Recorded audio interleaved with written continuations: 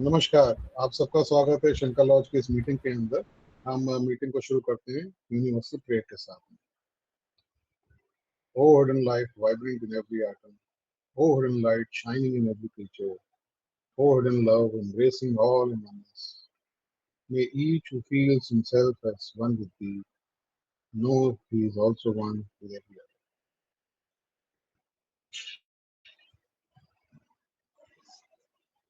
आज का topic fourth part है studies of the secret doctrine के ऊपर और मूल प्रकृति और आकाश के ऊपर है। तो स्पीकर हैं international and national lecturer sister Vibha Saxena ji, Noida lodge से हैं, लॉन्ग स्टैंडिंग मेंबर हैं और हमारे यहाँ पे शंकर लॉज में काफ़ी बारी ये लेक्चर ले चुकी हैं। तो मैं अब इनवाइट करता हूँ विभा जी, प्लीज आप आके अपने इस लेक्चर को स्टार्ट करें। Thank you.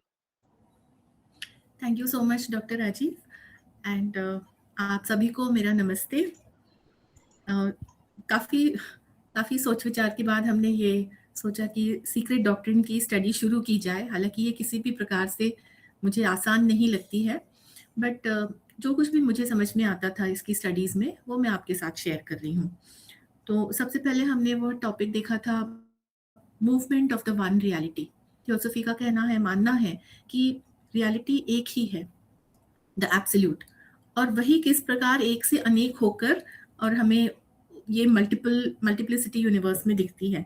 तो उस पर हमने 2 सेशंस कर लिए थे और अब जो कॉस्मिक हायर प्रिंसिपल्स मैनिफेस्ट हुए इस मल्टीप्लिसिटी में, तो उसके बारे में हम स्टडी कर रहे हैं। तो उसमें हम जानने की कोशिश कर रहे हैं। So I will continue. We have already taken the previous session in which we shared a lot of ideas about Mulaprakriti. Okay, and see, our ultimate goal in Theosophy is to know ourself, right? Our septenary constitution, to know ourself. We are actually told, man, know thyself. Now, man is septenary, as is the cosmos. And our higher principles, the Atma, Buddhi, Manas, they are made up of the very same elements as the cosmic higher principles.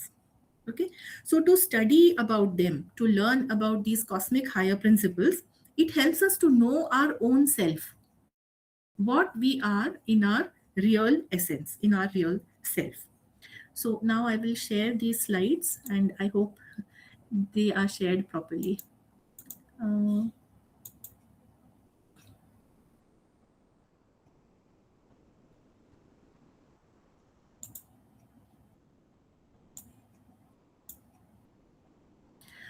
Yes, Rajiv ji please tell me, आपको मेरी दिख रही है? और अब मैं ये slide change करिए, इसको मैंने चेंज कर दिया। हाँ, अभी चेंज दिख रहा है ना? ओके, तो we will begin with a very quick recap. In the previous session, we studied in detail about the Mulaprakriti as is given in the Secret Doctrine. Okay, now please refer to this leftmost column which talks about the Mulaprakriti. It is a veil over Parabrahma, the eternal root of that. And it is the source of all that is and all that which becomes the cosmos. So Mulaprakriti is basically the abstract space. Okay? Now this middle figure, the figure number 1, it shows the 7 cosmic planes. So this is all that becomes the cosmos, these 7 cosmic planes. And we can see that the highest or the 7th plane, it is actually the auric envelope of the cosmos. Now the same thing, it is shown on the leftmost, the figure number 2. It shows the planes within the planes. So here only the lower 4 cosmic planes are shown. At the top you can see the 4th cosmic plane, which is basically the Fohatic plane. And then you have the 3rd cosmic plane, the Jeev Fohat. And then you have the 2nd cosmic plane, which is the cosmic astral. Now in the lowest cosmic plane, that is the plane in which exists the 7 planes of our solar system. It is called the Prakritic plane. And that Prakritic plane, it is the gross body of the cosmos. Just like man has his gross body, the lowest principle. Same way, this lowest cosmic principle, the Prakritic plane, it is the gross body of the cosmos. And each of these seven subplanes of the Prakritic, they are the solar planes, the seven planes of the solar universe. And man exists on this lowest solar plane, the physical plane. Okay? With its, the constitution of man is septenary. So he exists on this lowest subplane of the Prakritic, the first Prakritic plane, which is basically the physical plane. So it is very clear that man is a reflection of the reflection. This is a very deep statement and it needs to be pondered upon very much. Okay, because we are basically corresponding to the highest level, that is the cosmos, which starts with a K. Okay, so it is also said in our scriptures, Aham Brahmasmi. So we correspond to, in essence, man corresponds to Brahma. Now, regarding Akash, it was mentioned that Akash is a radiation of Mulaprakriti. So, come back to this middle figure, figure number 1. Okay. Now, this abstract space, it is the absolute space or Maha Akash. It is called as the auric envelope, the seventh principle. And within it is the space of pure awareness, which is the Chidakash. So, that is the sixth principle, the Alayic plane. It corresponds to this latent divine ideation. A divine ideation which is latent, the sixth cosmic plane. And within that is the space of the objective universe, that is Akash. So Akash is the objective space. It is the fifth principle or the plane of Mahat. And these three are clearly given in this figure number 1 of the cosmic planes. One thing we should remember here, that these planes are not in layers. They are all interpenetrating each other. That is why it is said that within the Mahakash is the Chidakash and within the Chidakash is the Akash. Okay? The higher three cosmic principles, they correspond to the higher three solar and human principles. And therefore, the upper triad, it is eternal. The lower four principles, whether they are of the cosmos or of the solar system or in man, they are periodic and transient. Only these upper three, they are eternal. So, for the man to know himself, he has to first awaken these higher three principles in him, which are called Atma, Buddhi, Manas. You can see in the figure number 2, man as he appears on the lowest, the first Prakritic plane, that is the physical plane. He has to first awaken the higher three principles in him, that is Atma, Buddhi, Manas, and then he has to harmonize them with the corresponding higher three cosmic principles. The higher three cosmic principles as they are given in figure number 1. Okay.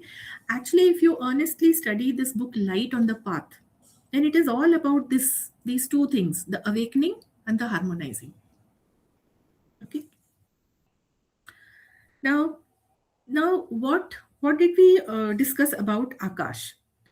So Akash, we said it is the primordial cosmic substance, which is a radiation of Mool Prakriti.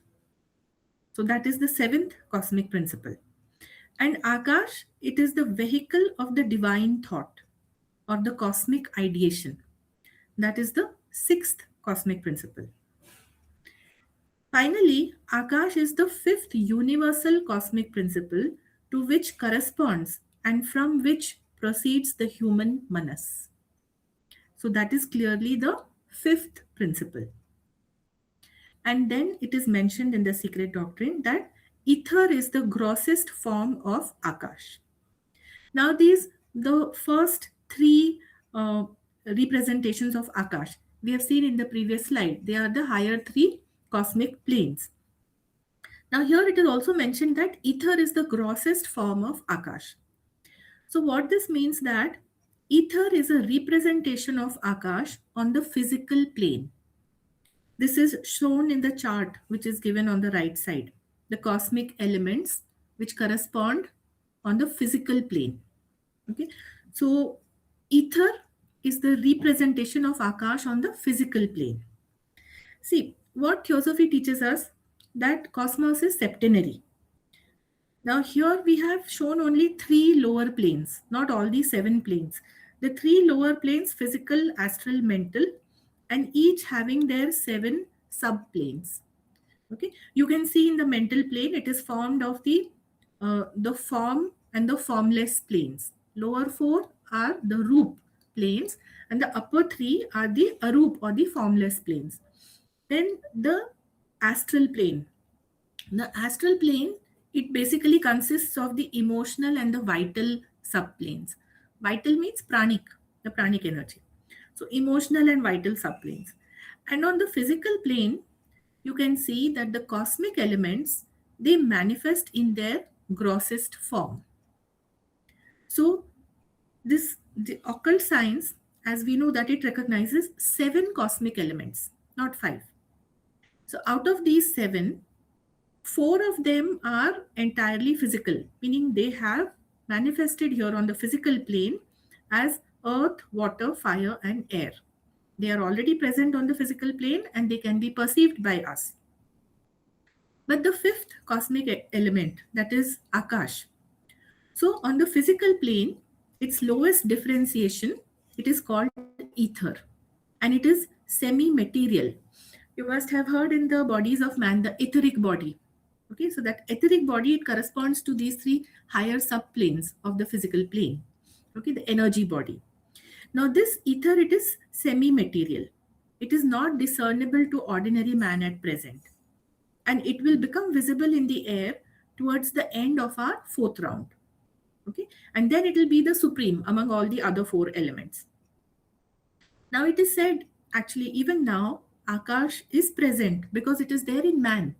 Okay, in the cavity of the skull, in our head, that cavity, it is filled with this pure element of Akash.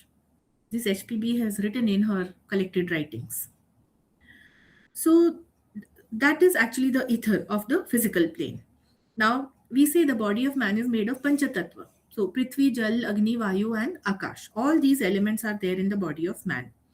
Now these remaining two, the sixth and the seventh cosmic elements, it, HPB mentions in the secret doctrine that they will become known in the sixth and the seventh round. Okay, presently we are in the fourth round.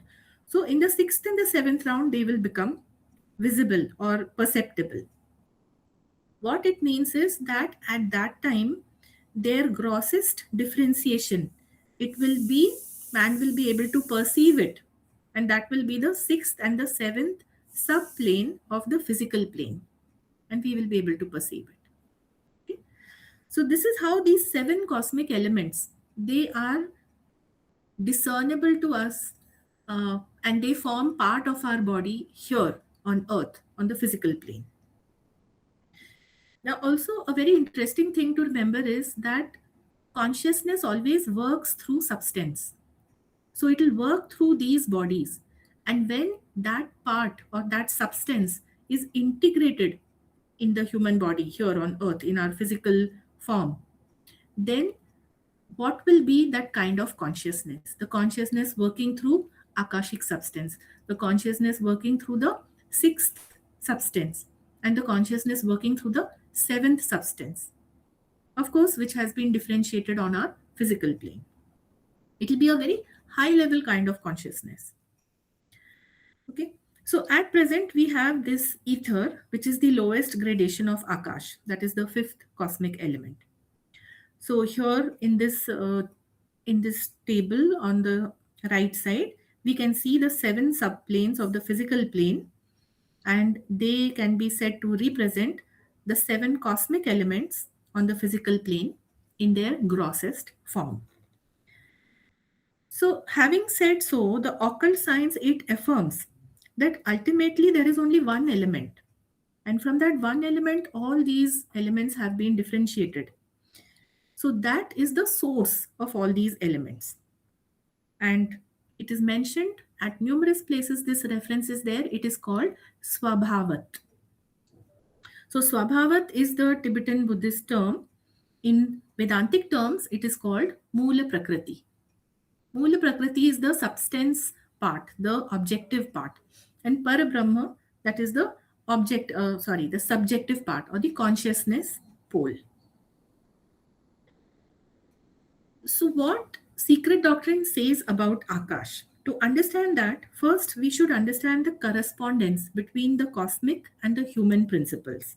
Okay, it is already stated that Akash is the vehicle of the divine thought, and from that proceeds the human manas. This we have already mentioned. So, here we can see the correspondence of cosmic and human principles. Now, both these diagrams, they are given in the secret doctrine. The one which I have, it's a very old edition which has 6 volumes. So in that 6 volume set, I found these diagrams. And here you can see on the left, in the left figure, the cosmic and human principles.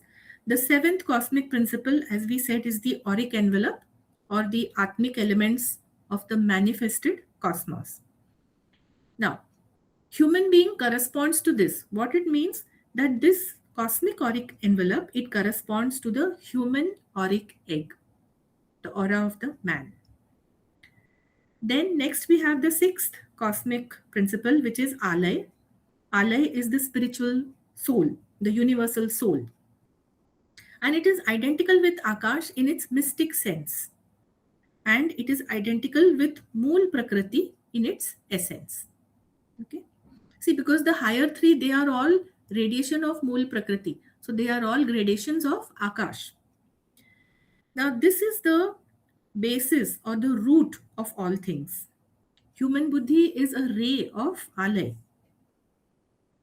The fifth cosmic principle, which is Mahat, it is the universal intelligence and consciousness. This is the producer of Manas, which is the thinking principle. And it also produces ahankar. Ahankar is the feeling of I, the I amness, I am I. Okay. So this fifth principle, which is Mahat, that is the producer of Mansik principle and the feeling of ahankar. Now the human Mansik principle, it proceeds from Mahat. It is a ray of Mahat. And this is shown in the right side, the figure number 2. The Manvantrik aspect of Parabrahma and Mool Prakriti. So when the Manvantar begins, the Mahamanvantar, the cosmos, it comes into being and then it radiates. It radiates Mahat, which is the divine mind. From that, the Kumars are born. Kumars are the mind-born sons or the Manasputra because they are born by thought, the divine thought, by Mahat. And these Manasputra, we have read in secret doctrine that they incarnate in the human personalities in the middle of the third root race. That is what happened. So when the Manasputra incarnate in human personalities, the lower 4 principles of man are already active. So that is the tabernacle. And in that these Manasputra are incarnating. So they are activating the higher Manas, the higher principles. And therefore they endow man with his Mansic intelligence. So this is the relation between Mahat, that is the cosmic principle, and Manas, which is the human principle. And therefore we have the potential to raise our mental consciousness to Mahat, okay, to the divine mind. Now occult science, it teaches us that Akash, of which we know that ether is the grossest form, this Akash is the fifth universal cosmic principle, and to this corresponds and from this proceeds the human manas. So when we say fifth principle, we are counting from below. Okay, the lowest one is 1, and then next higher 2, 3, 4, 5. So Mahat, that is the fifth one. So Akash is the fifth principle, and therefore it follows that Akash corresponds to Mahat. So Mahat is the subjective aspect, the consciousness aspect, and Akash is the objective aspect, that is the substance aspect. Okay, but at that level, there is no difference between spirit and matter. They are one, almost one, because this is the third differentiation from the top. Okay, so Akash is this primordial cosmic substance which is the vehicle of divine thought or the cosmic ideation. So this should be very clear in our minds ki what Akash is. It is the vehicle of divine thought, but there is actually no real separation between consciousness and matter. Matter itself is conscious. Okay? So we go to the details of Akash. Now, here the first 2 points are just a repetition of what I have just said because it is a very, very important point of Akash and therefore we should know. Okay, that's why it's repeated here. The third point that gives us the nature of Akash. The occult science describes the objective nature of Akash, saying that Akash is cosmically a radiant, cool, and a dithermanous plastic matter. So many adjectives for Akash, but we should not just pass over all these adjectives. We need to understand what does this mean, because basically, the human mind is corresponding to this Akashic matter. It is a ray of Mahat. So it is very important for us to understand these terms. Dithermanous, it means it is the property which will allow thermal or heat radiation. Heat radiations are infrared radiations, right? So it will allow these heat radiations to pass through this substance without absorbing the heat, without warming up significantly. It doesn't take up heat. Okay, so one can think of it as being transparent. Just like glass is transparent to light, it allows the light to pass through it. So similarly, this substance Akash, it allows the heat waves to pass through it without absorbing any significant amount of heat. That is dithermanous.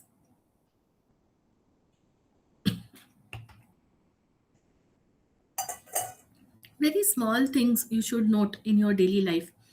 Suppose if a person suffers from fever, the fever, it should not go above like 102-degree Fahrenheit. It is not good for his head.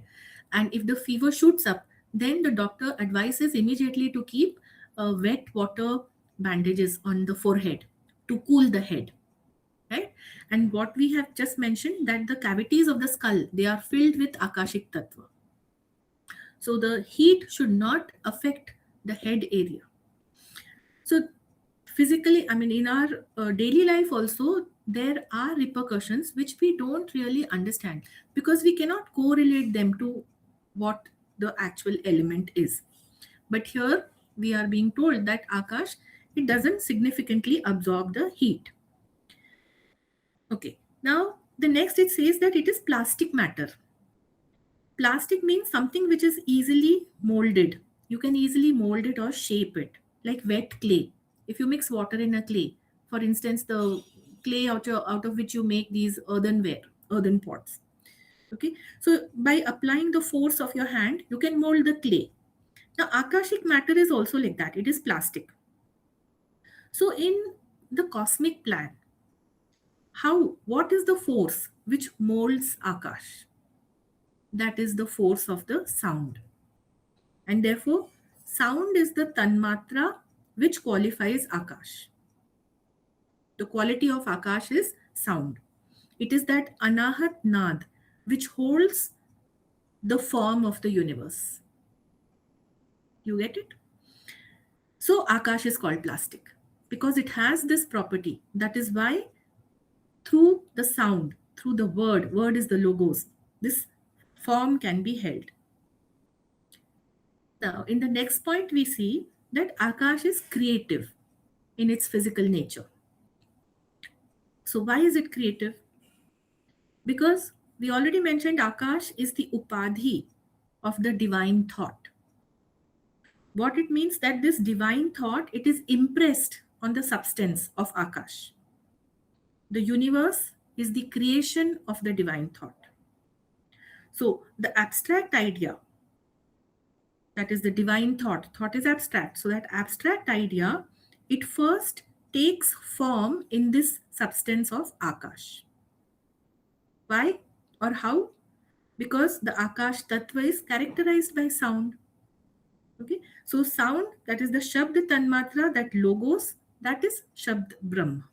And it is this sound energy or the energy of the logos, which molds and it holds the substance in its form. So that is why Akash is creative. On our physical plane, this there is the study of cymatics. It shows how this acoustic energy, it can physically shape some medium. Like if you scatter grains of sand on a membrane, a very tightly pulled membrane, or even a metal plate, and if you apply these vibrations with the bow of a violin or something, so you apply these vibrations, those grains of sand will form into a beautiful geometric pattern. It will take a shape. So it is the same principle at a very, very high level, the fifth cosmic plane. So it says that Akash is creative. Now, next is Akash is correlative in its grossest aspect and portions. That is, in its lowest differentiations. That is the grossest aspect. So understand this grossest aspect, that is astral light. Akash and astral light, they are not separate entities. They are two extreme poles of the same universal primordial substance. Okay, so higher end, upper end, or the spiritual end is Akash, and the lower end, that is the astral light. HPP says that astral light, it is the lowest and the most dense manifestation of Akash. It is the psychic atmosphere which will directly encircle and interpenetrate our physical earth. That is what is astral light. And another interesting thing of astral light is that it acts like a giant sponge. What it does is it will absorb everything, the thoughts of people, the emotional emanations, the vices, the passions of living beings. It absorbs all of that, the astral light. HPB, in fact, she even asserts that the dense, polluted lower layers of astral light, they are directly responsible for the physical phenomena on earth.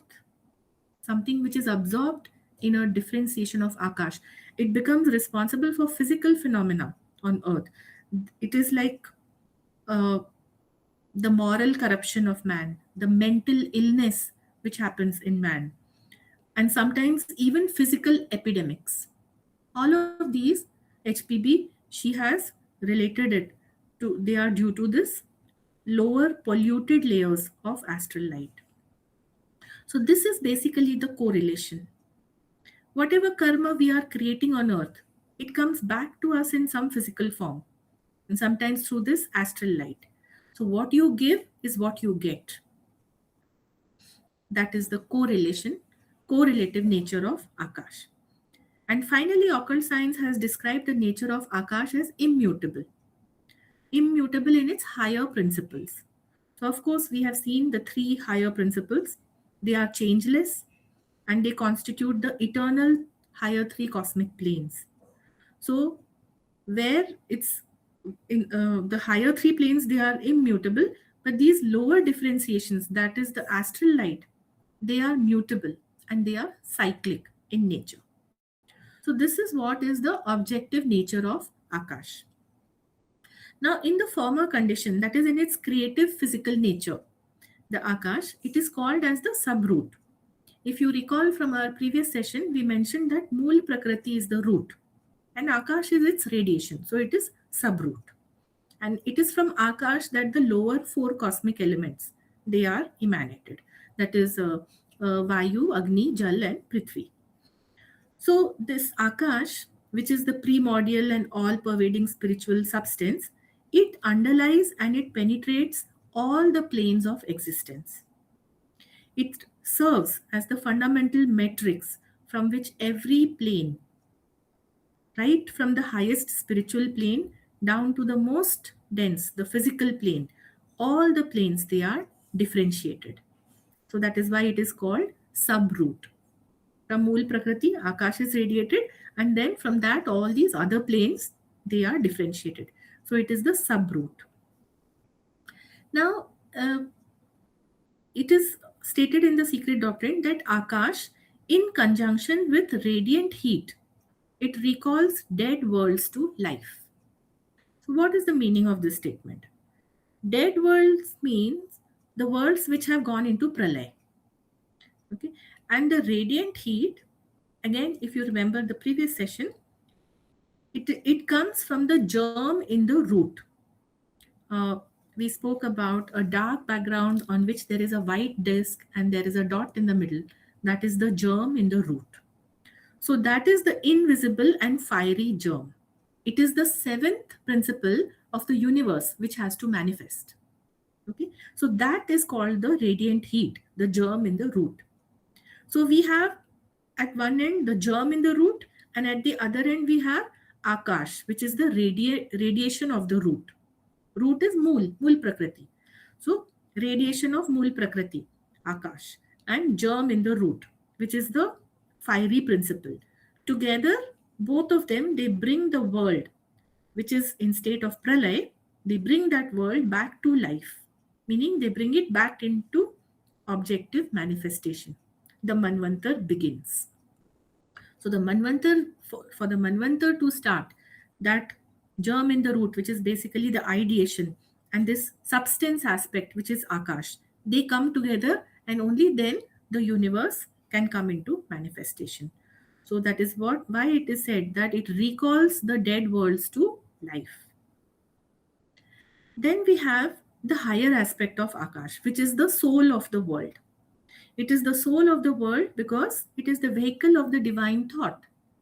So, see in the human beings, the human mind, Mansic principle, the principle of thought. Okay, and mind is called the human soul. So, now with the law of correspondence, this divine thought of which Akash is the vehicle, so that is called as the soul of the world. That is the higher aspect of Akash. And in its lower aspect, it is the destroyer. It is the destroyer because during the Mahapralay, all these lower planes, they will get dissolved into it one by one. So that is, now this highest level of Akash, that is the manifested logos, because it is qualified by the word. And the word, it is the expression of the unuttered divine thought. Now, this I'm explaining about the next point, that is, the first production of Akash is sound or the word. Okay, so this word, it is the expression of the unuttered thought, the manifested logos. Unuttered thought is the abstract thought. Okay, that is the potential divine ideation. And when it is expressed, it has to be expressed by something, that is the sound which will express it. So that is the manifested logos. So those are the higher levels or the highest level of Akash, that is called the manifested logos, because it is the word which is expressing the unuttered divine thought. Think of it like when we have a thought in our mind. To express it, we use speech. We have to speak it out in terms of words. Then only we can convey our thought. So similarly, the divine thought, it is expressed in the form of manifested universe by the word or the sound. And that is the highest level of Akash. Of course, the lowest level of Akash, it is the astral light. So now let us understand a little bit about astral light, memory, and Akashic records, because there is a lot of hype around Akashic records. And these days, you will find so many people, and they are offering courses that they will teach you how to read the Akashic records. Now, is it that easy? Can anybody really read the Akashic records? So, what does Secret Doctrine have to say about these three uh, terms? Now we have seen that astral light, it is the lowest level or the grossest differentiation of Akash. Please refer this chart on the left side. It says that in its primordial genesis, that means in the origin of the astral light, it is a radiation which is quite pure. It is the universal ideation in its metaphysical sense. Why is it radiation of universal ideation? because astral light is nothing but the radiation of Akash. And Akash is matrix of the divine thought or the universal ideation. Therefore, in this radiation of Akash also, the universal ideation is present in a metaphysical sense. Though it is invisible to us, we cannot see the astral light. It is invisible to us, yet it is the phosphorescent radiation of the universal ideation. Phosphorescent radiation, which is shining. So, astral means shining, phosphorescent radiation. And it is the medium between this universal ideation and the man's thought faculties. This astral light is the medium between it, the universal divine idea and man's thought. Now, the lower this astral light descends, it approaches our terrestrial sphere, the more it differentiates and becomes impure in its very constitution. And man helps considerably to pollute it more. How does man help in this? In its pollution. Because man gives back its essence far worse than when he received it. The essence of astral light, what man received, was initially pure, but man has returned that essence of astral light in a more impure form. So, what is the essence of astral light?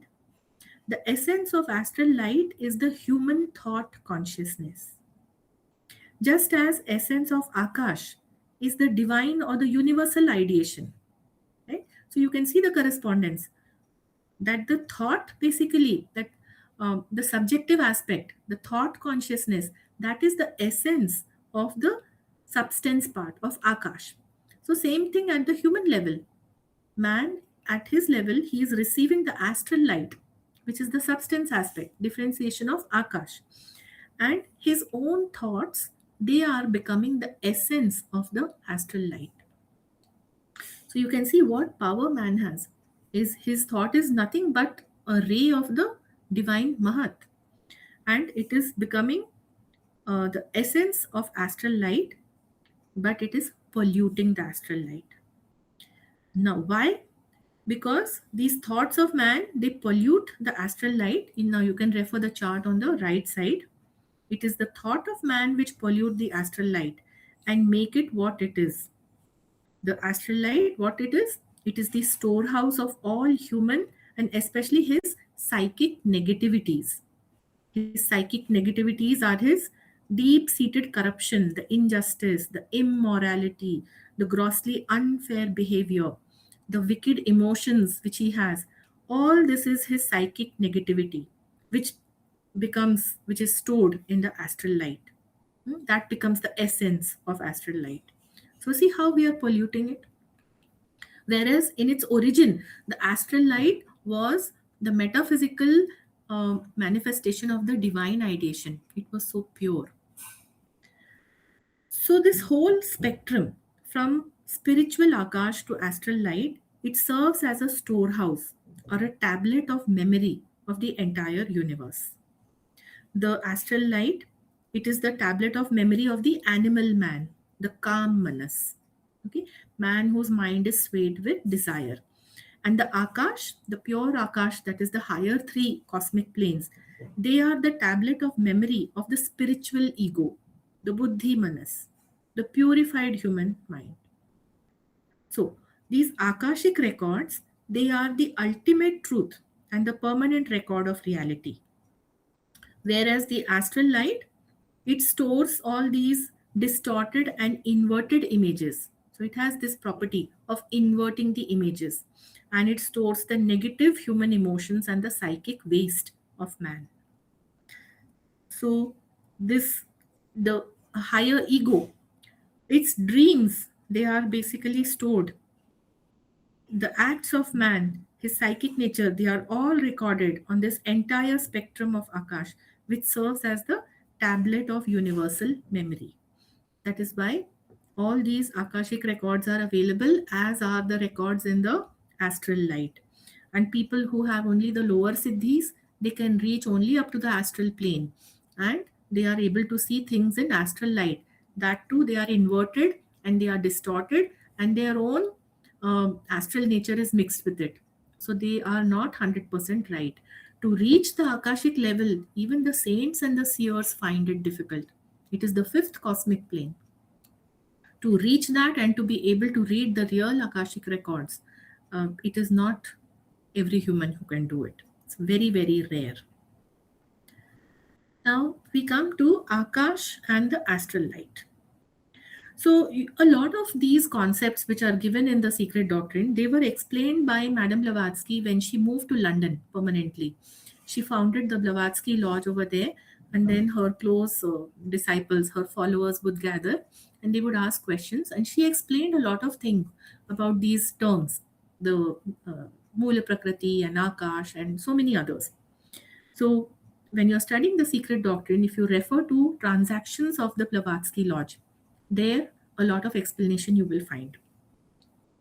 Now, in the absolute or in the divine thought, it is said that everything exists, and there has been no time when it did not exist. You remember, Sri Krishna said the same to Arjun in Bhagavad Gita. So, the divine ideation that is limited by universal Manvantar. So, although everything is existing in the divine thought, but in the universal Manvantar, only a part of that divine ideation is going to manifest. Let us understand this. The divine thought, it is mentioned, it is same as absolute. And absolute is the one reality. It is par Brahma. Therefore, it cannot be defined and its meaning cannot be explained. But the divine thought, in that lies concealed the plan of every future cosmogony and theogony eternally. That is mentioned in the secret doctrine. The plan of every future cosmos which has to manifest, it is there in the divine thought. So during the Manvantar, the ideas which are existing in the divine thought, they are impressed upon the cosmic substance, Akash, by the laws of nature. They form the laws of nature and they are impressed by Fohat. So Fohat is another cosmic principle which perhaps we will take up in another session. Here it will suffice to say Fohat is the dynamic energy of the cosmic ideation for that Manvantar. So the idea in the divine thought which embodies this particular Manvantar, that energy is inherent in the idea. Okay, that energy, dynamic energy of cosmic ideation, that is called Fohat. And that energy impresses this idea on the substance. So you see, we are getting at the idea is the consciousness.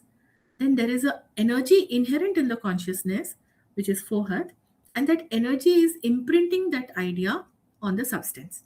So three factors: consciousness, energy, substance. And this is there at every level in the cosmos, at all 7 levels.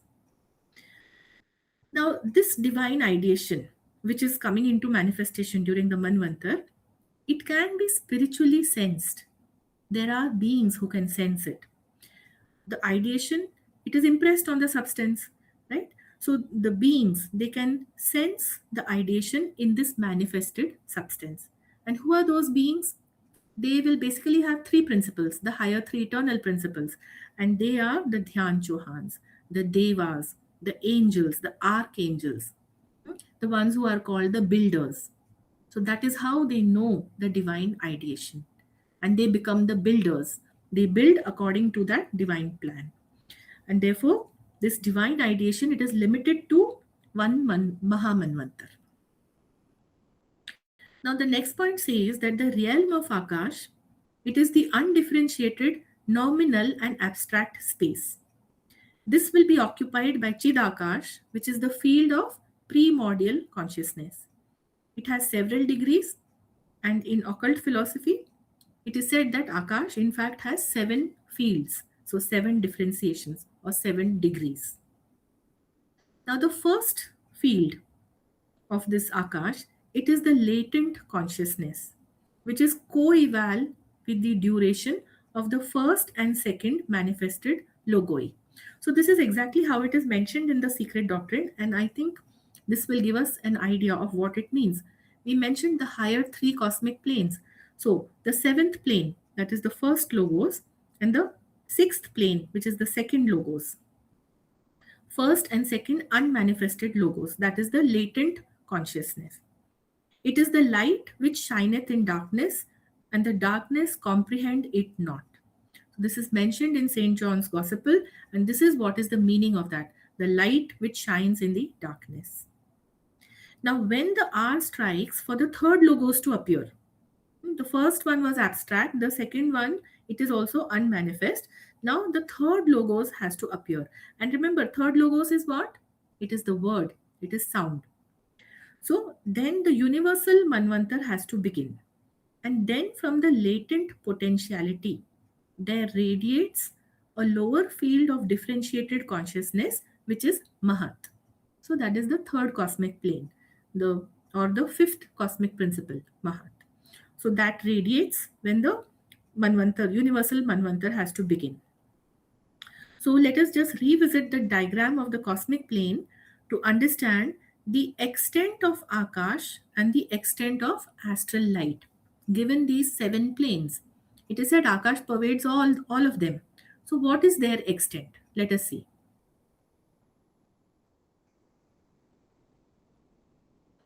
To the left hand side, you have this figure which shows the extent of Akash and astral light. The portion showed in blue, that is Akash, and the portion showed in yellow, that is the astral light. So these seven planes, they are the same which we have seen previously. The auric envelope, Alay, Mahat, Fohat, Jeev, the astral plane, and Prakriti, the Prakritic plane, okay, body of cosmos. And we have also seen their correspondence to the human principles, which is Atma, Buddhi, Manas, then Kam Manas, Kam Pran, the Linga Sharir, and the Sthul Sharir. This is the correspondence. Now, this blue portion, that is the higher three cosmic planes, that is the first, second, and third logos. So, that is the realm of Akash, pure spiritual Akash, as we have already discussed in the previous slide. And it is the realm of undifferentiated, nominal, and abstract space, which becomes the seventh cosmic plane. It is occupied by Chidakash, the field of primordial consciousness, that is the sixth plane, Alay.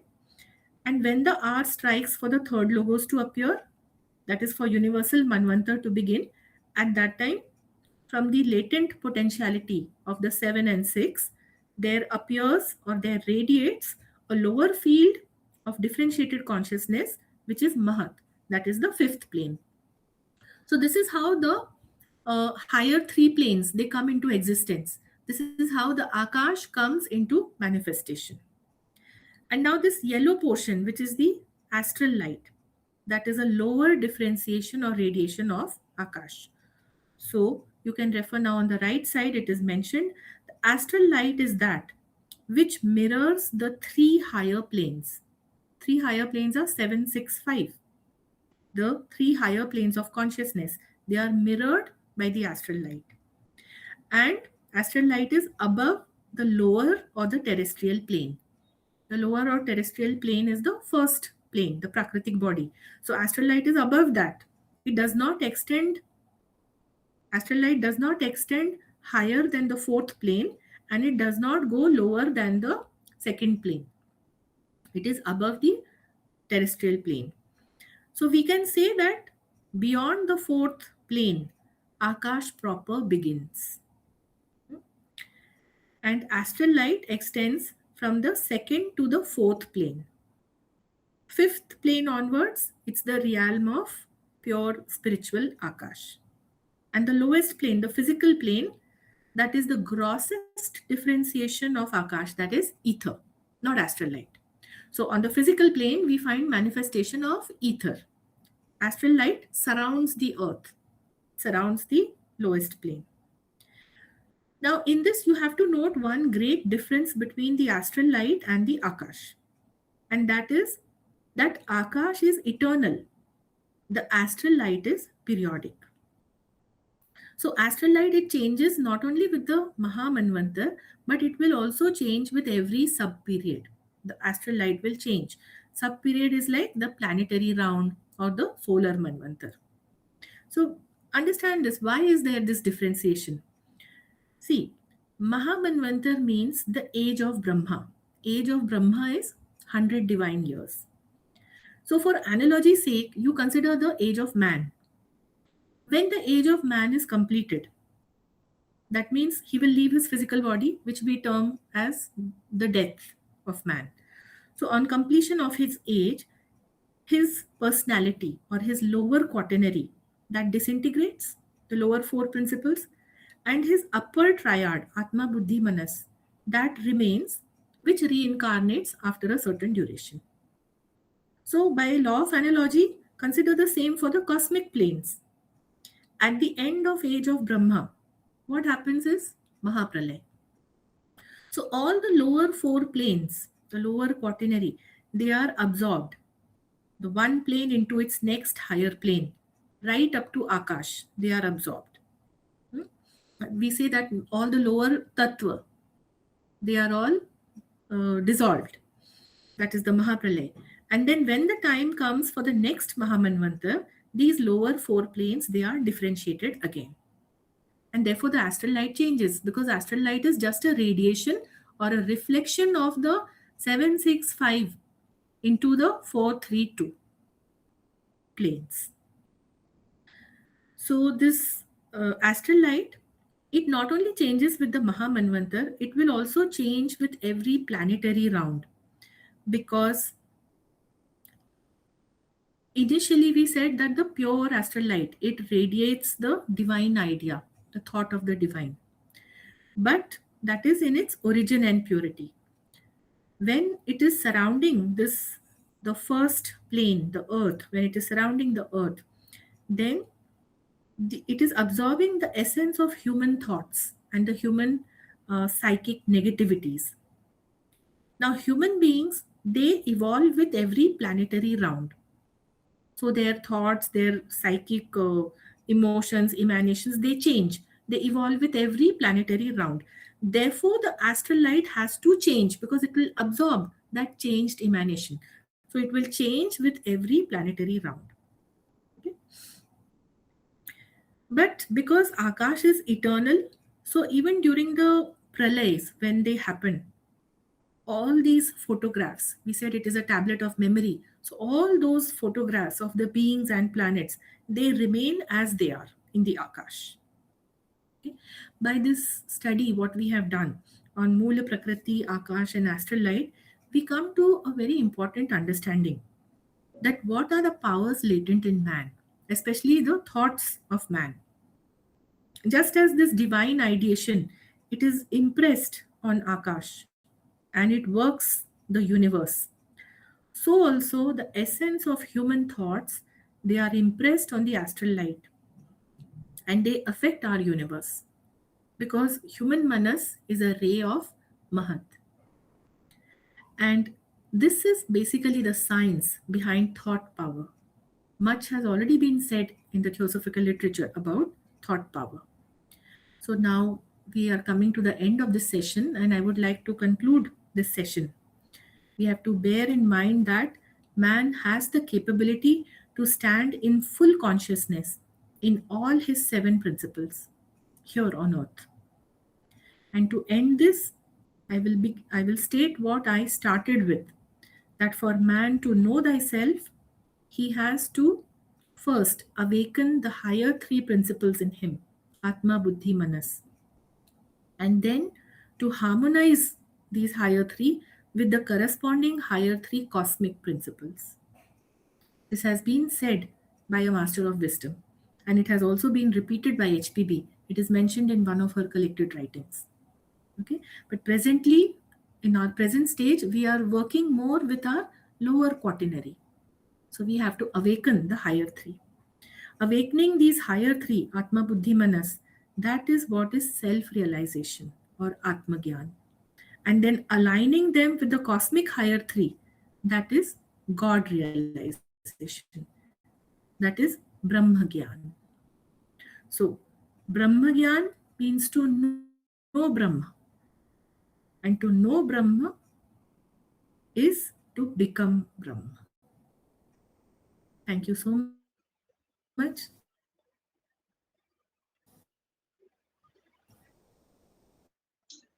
Thank you very much, Vibha ji. Hari Om.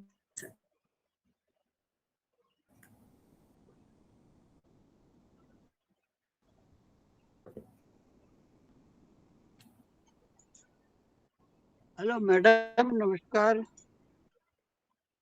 Am I audible? हाँ माधवी जी, हाँ शर्मा जी बोलिए बोलिए. Madam से पूछना था, ये जो आलय है, आलय सार्वभौमिक आत्मा, सर्वव्यापी दिव्य चेतना और समस्त अस्तित्व का मूल आधार बताया है. ये महान ब्रह्मांड की शक्ति का महान बिंदु, यूनिवर्सल सोल. क्या हम इसी को आदि कह सकते हैं? So with this, I have concluded the presentation for today. Namaste. नहीं सुना. Yes.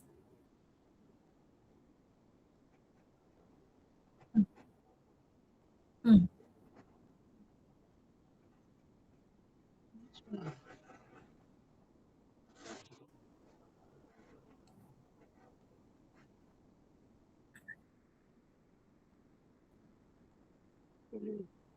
Principle. Can you hear? Am I audible? Yeah. Yes. Okay.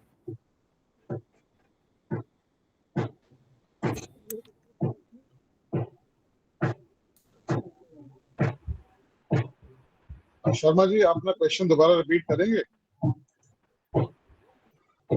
हाँ सर, मेरा कहना ये है कि जो आलय है, सार्वभौमिक आत्मा, सर्वव्यापी दिव्य चेतना, समस्त अस्तित्व का मूल आधार इसको बोला है. ये ब्रह्मांड की छठी सार्वभौमिक शक्ति यानी यूनिवर्सल सोल कहा है. क्या इसी को ही हम आदि कह सकते हैं? This is not Adi. This is the sixth principle. This is Anupadak.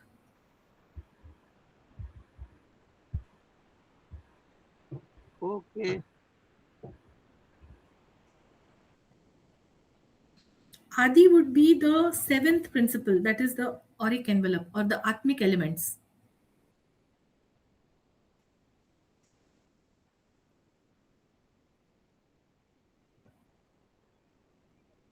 कोई और भी कोई क्वेश्चन करना चाहता है या कंट्रीब्यूट करना चाहता है तो अनम्यूट करके कर सकते हैं. And I will be sharing this presentation with Brother Rajiv Mathur, and anybody who wants it, it can be shared with them.